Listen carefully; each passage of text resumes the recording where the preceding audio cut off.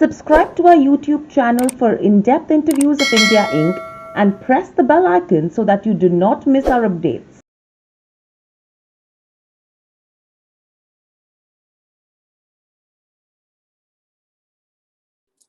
Hello and welcome to Nirmal, ladies and gentlemen. I'm Hiral Dadia. We have with us Hans Goetti, founder and CEO at HG Research, joining in. Welcome to the show, Hans, and always a pleasure to have you and speak to you. Well, thanks for having me. Hans, my first question coming to you right now is with regards to where the US markets are concerned. There is a hedge fund liquidation that has wiped off billions from Chinese and US stocks. And that's something which is causing trouble because a $30 billion wave that we've seen of selling that has been tied to the hedge fund. And that's something which is rattling traders. How are you actually seeing this situation? Well, first of all, it's a family office and not a hedge fund, but it's a family office of a certain size, of course, and it becomes relevant. From a regulatory perspective, they probably have to address that in a way in the future. But more in the near term, it seems that at the moment, at least, we don't have the full picture that this is contained, but you never know. I mean, you're familiar with the cockroach theory. When you see a cockroach, it's not only one. There's usually several there. So we have to be mindful of that. But it was somewhat unprecedented, just the scale of the selling that had to be done. So markets were a bit on edge yesterday, have calmed down a bit today, but maybe the storm is not over yet. So we probably will. It will take a few days until we have the full picture, I would suppose. Right. And with this, the positive was the quantum of liquidity that's being infused with regards to where US markets go. And that's something which everyone thought, will boost stock markets, especially emerging markets. And the monetary policy of US and Europe has been pretty loose. How are you seeing that scenario pan out and, actually give us a positive view? But monetary expansion has been unprecedented. I mean, we had the Fed expanding its balance sheet, ever since 2008.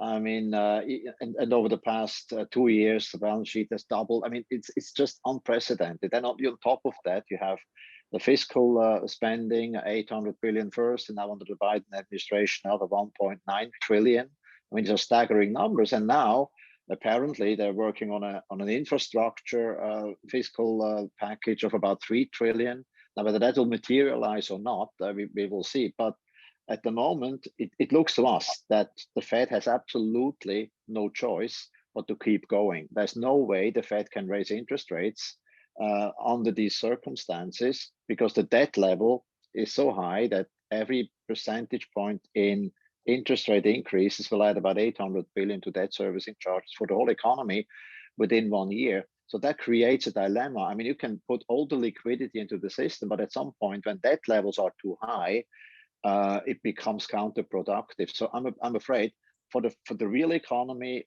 it may not bode well, but for the equity market, at least for now, it's quite bullish to see all this liquidity coming in.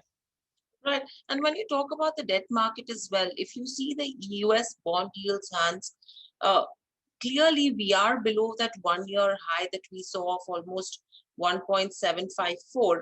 However, now if you go to see the treasury volatility has dropped, buyers are stepping back into the market, and that's what is bringing the benchmark yields slightly lower. How do you see benchmark, US Treasury yields moving from here on? And do you think that's something, which Indian equity players will have to watch out for very clearly? Well, long-term interest rates in the US, they have an impact on everything globally. So as you rightly said, I mean, we had the 10-year bond yield at 50 basis points not that long ago. It went all the way up to 170. Now it seems to be pulling back a little bit. But that came on the back of rising inflation expectations. Okay, you see this explosion in money supply.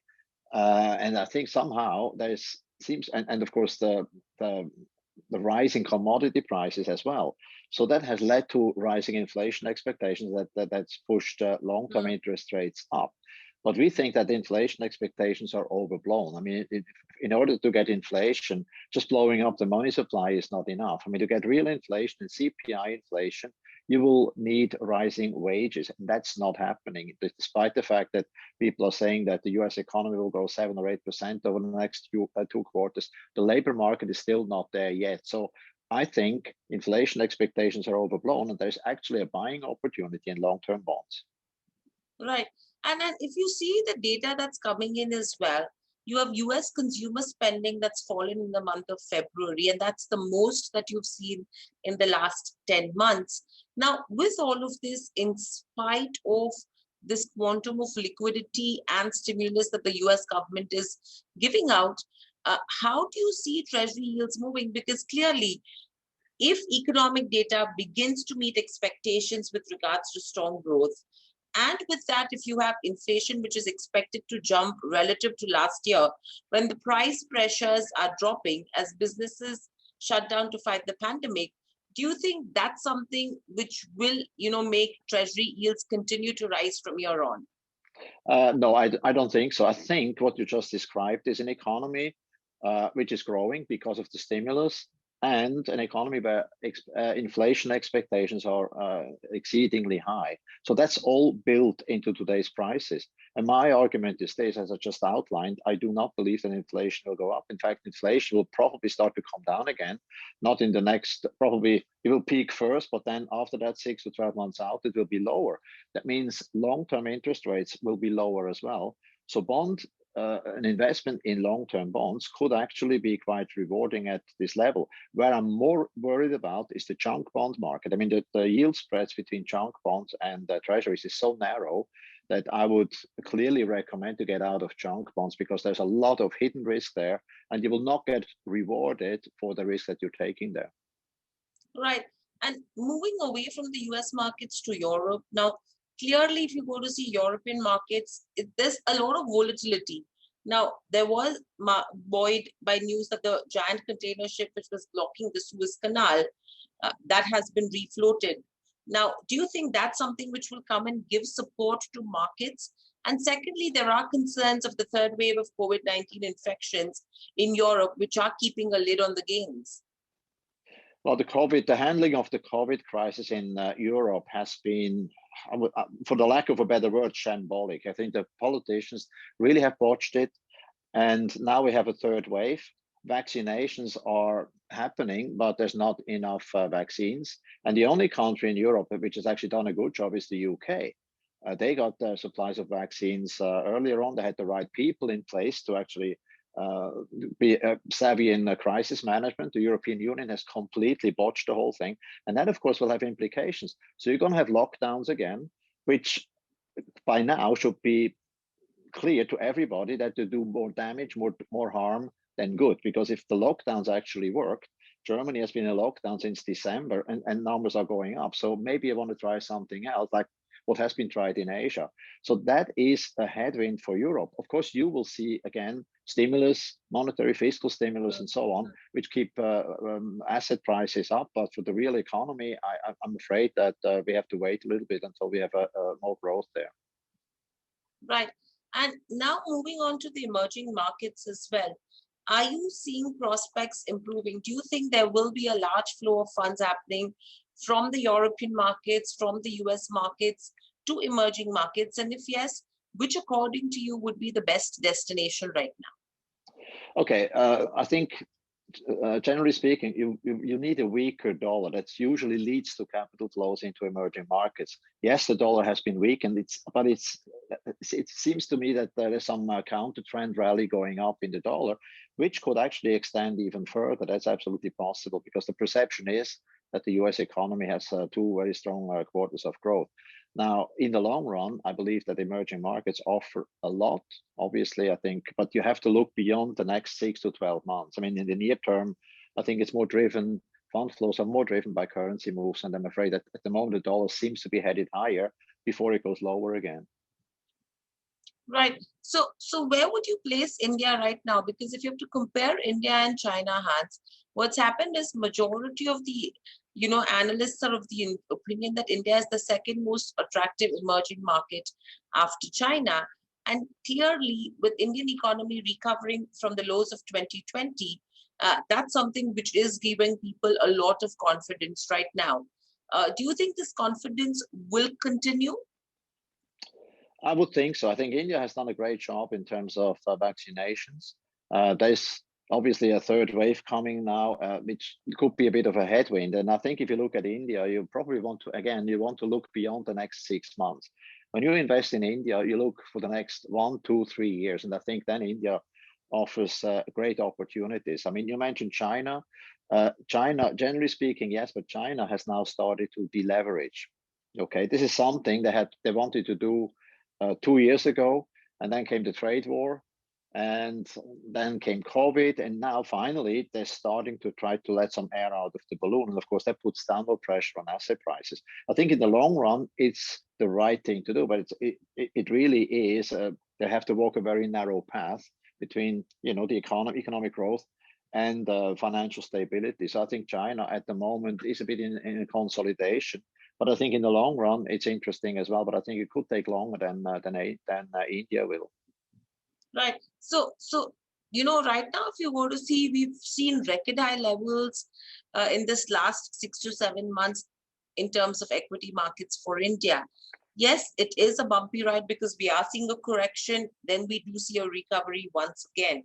So what would your opinion be? Do you think in 2021, we would yet again score record high levels, and this is the time to buy in corrections? Not sure whether it's that soon. I mean, as I said, I mean, you have to look beyond 6 to 12 months, maybe a bit longer. But I'm confident that in the long run, India offers a lot because it's a very diversified economy. It's comparatively speaking to Western economies, it still starts at the lower base. So I think for foreign investors, India will have great returns over the next 2 to 3 years. Right. And between different asset classes right now, where would your bets be? Because again, we have gold, which has gone down to almost a 1-year low. Silver rates are dropping. So if you have to choose between debt, commodities like gold and silver, and equity markets, how would you actually advise someone to allocate their portfolio, and where would your bets be? Okay, let's start with the equity market. I mean, equities are expensive. We know that. Okay, in terms of market cap to GDP, that's the Warren Buffett indicator. It's at an all-time high. Now, valuations don't necessarily give you much in terms of market timing. But at the moment, what you're seeing with interest rates high at the long end of the curve, you have a move to cyclical stocks. So the expectation is that the economy will recover, you have more inflation, so cyclicals are doing better. My view is that the long-term interest rates will come down and the economy will slow again going into 2000, probably fourth quarter of this year and 2022, which would mean that we're going to see a shift back to growth stocks. But that's not going to happen probably for the next few months. That's a story for the second half of the year. So that's for equities. For bonds, as I mentioned, I think long-term treasury yields will come down, so there's a buying opportunity there. I will clearly stay away from junk bonds because you're not getting rewarded for the risk you're taking. And when it comes to the commodities, people talk about this commodity super cycle. I'm not so sure about that because the commodity index, CRB, is about at the same level as it was in 2010. So it has to really move that much. But when it comes to gold, which I do not necessarily regard as a commodity, but more of an insurance policy against what's happening with central banks and all the money printing, I think gold makes sense in every portfolio, but I will keep it in physical form. Silver, it's a bit ambiguous right now. I think silver is way undervalued, but it's so volatile and it could pull back before it goes higher. I think in the long run, silver will go higher because it has not only as a monetary aspect, but it also has an industrial aspect. Right. And what would your view be, Hans, with regards to crude? Because last few sessions, if you go to see, we've seen wild swings that have happened. Traders, investors, they've actually tried to weigh the impact of the blocked key trade transit point and the border that were effective lockdown to stop COVID infections. Now, yesterday's session, we did see an up move. Expectation is that the OPEC Plus group, will keep output unchanged in May. Do you think that's something which will keep giving a boost to oil prices and we will see them continuing trading higher? Well, at $60, we're at pretty much of a long-term average. And I think for oil prices to go decisively higher, you probably would need strong growth in China, but of course with the deleveraging going on, I'm not so sure about that. You need strong growth in Western countries. As I said, I mean, we're probably going to have 2 strong quarters, but beyond that, maybe not. So I would think that oil has a potential to go a bit higher, but I think it will probably be in the trading band over the next 6 to 12 months. The Saudis do not want to low oil prices, so they keep production in check. Russia, there is this cross currents, but I would say I'll not see much change in terms of oil prices for the next 6 to 12 months. Of course, it will be volatile, but 660 where we are now is probably about the midpoint. Right. And clearly, if you have to look at India as an investment point, very lastly, which sectors do you think would be growth drivers to support the kind of growth forecasts that we've been hearing out right now? Well, I mean, if the growth forecasts for the next 2 quarters are correct, you will probably see some export-related sectors doing quite well. But in the long run in India, what you want to see is infrastructure spending, capital spending, and so on, that adds a multiplier to the economy. And that's for investors with a 2 or 3 year time horizon. But I think in the near term, stronger global, stronger US economy, let me put it this way, or the perception at least, could boost some of the export sectors. Absolutely. And I think that's what everyone's watching out for as well. Thank you, Han, so much for joining us on the show. Pleasure speaking. Thanks for having me. Thank you so much. Stay safe. Thank you. And hope to speak to you soon again. Thank you. Sure. Thanks. Thank you.